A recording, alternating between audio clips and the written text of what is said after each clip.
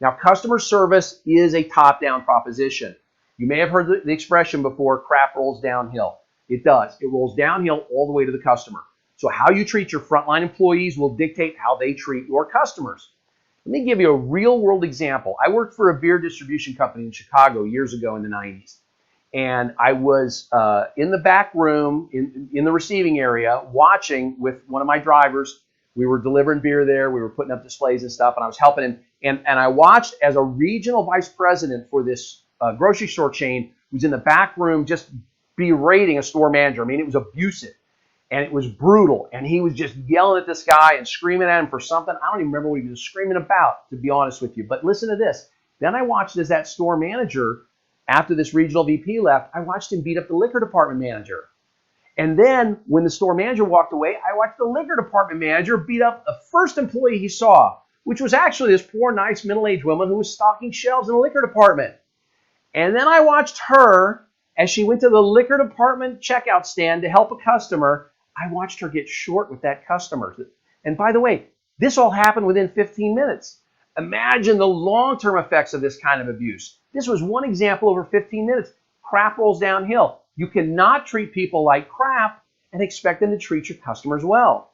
You know, Carl Buhner once said, they may forget what you said, but they'll never forget how you made them feel. See, this is funny because I don't even remember why that regional vice president was beating up on that grocery store manager anyway, but I remember the beating. See, this is especially true of employees. They may forget what you said, but they'll never forget how you made them feel.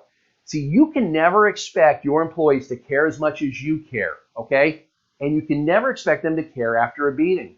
So think about this the next time you're beating up your entire sales team at your Saturday morning meeting 15 minutes before you open the doors.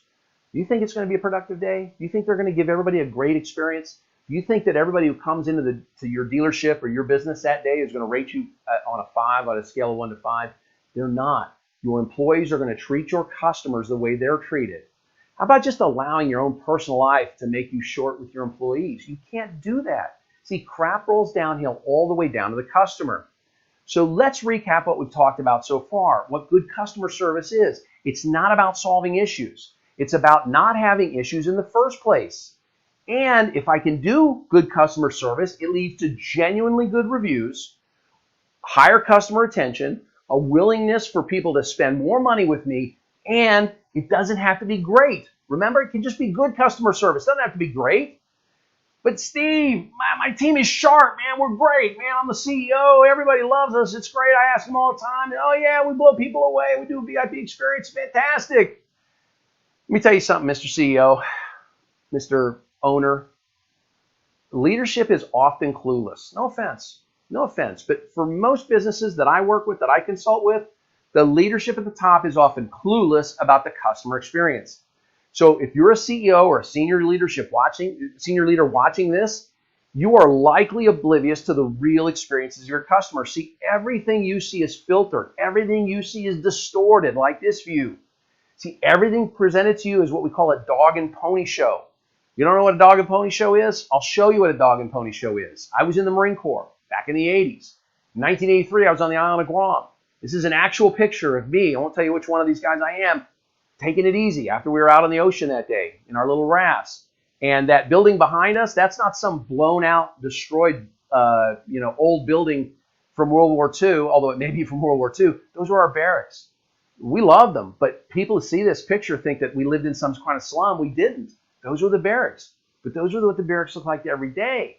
When we had a general coming to visit, we put on a dog and pony show. We scrubbed the mold off the barracks that you see there. We painted everything perfectly. Everything was in line. Everything worked. Everything was great. It's a dog and pony show. We stood in line. We answered questions the way we were supposed to. The general left. Then went back to doing things the way we always did.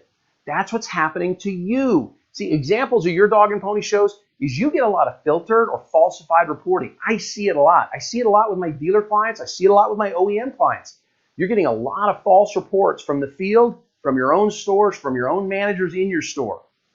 You're getting filtered customer messages too. So the only customer messaging you see is the stuff that maybe the OEM pushes to you. But if there are bad reviews online, people are telling you something different about that, right? They're telling you what an unreasonable customer that person was and how we did everything we could for them. Okay, they're filtering that customer's messaging. You're making pre-announced visits. When I worked for the Asbury Automotive Group, the CEO would come to the stores. The store would know 2 days in advance he was going to be there. They were able to put on a dog and pony show. And everyone is always on their overall best behavior because they know you're coming in. So how do you uncover these dog and pony shows? Well, you may have seen the TV show Undercover Boss. Now, this provides a pretty entertaining blueprint for CEOs and other leaders, but that's reality TV, not reality. But the premise of an undercover boss, that's actually a sound one.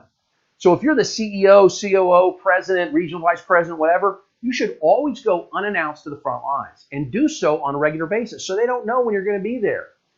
They've got to assume that you're going to be there any day at any time, and they have no idea when. And when you're there, try to take the view of a customer. Try to show up as a customer. Try to take the view as an employee. And try to take the view as just an innocent bystander, someone who has no skin in the game, and see the customer experience from that viewpoint.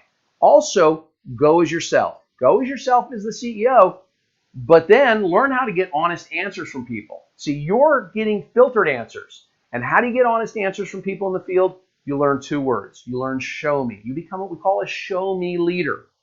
And this is a show me leader. And we'll do it at the base level first. We'll talk about a sales manager, say in the car business. Sales manager in the car business walks up to one of his salespeople and he says, "Hey, Bob, do you have all your calls done today?" What does Bob say every time? "Sure do, boss." The show me leader says, "Great, show me, right? Show me you got all your calls done. Let's open up the CRM. Let's see the calls. Let's see the call notes. Let's see what opportunities we created from those calls." That's how you get to the honest answers and you get beyond the filtering. So if you're say a chief marketing officer or a regional vice president, why don't you walk into your stores and say, "Hey, how are we wowing our customers today?" And they're going to say, "Oh boy, we're doing this and this, and oh man, we have a VIP experience, and when people come in, we say, great, and oh man, it sounds great. I'd love to show that to other stores. Show me." They're going to look at you kind of weird. "What do you mean?" "I mean, show me. Let's see it happen with a customer. Let's bring a salesperson over here who's done it recently. Let's have him take me through it as well. Let's talk to a customer who's over there in our F&I office getting ready to buy a car. I want to see this. This is great. Show me." It'll stop the filtered messaging that you've been getting. Ask your frontline managers, "Hey, how did we wow the last customer you encountered?" Right? Go to your service manager. Go to your service advisor. "Hey, how did we wow the last customer who was in here?" "Oh, we blah, blah, blah." They're going to tell you all sorts of stories. Just say, "Show me." "Great. Sounds great. Show me." That's what a show me leader does.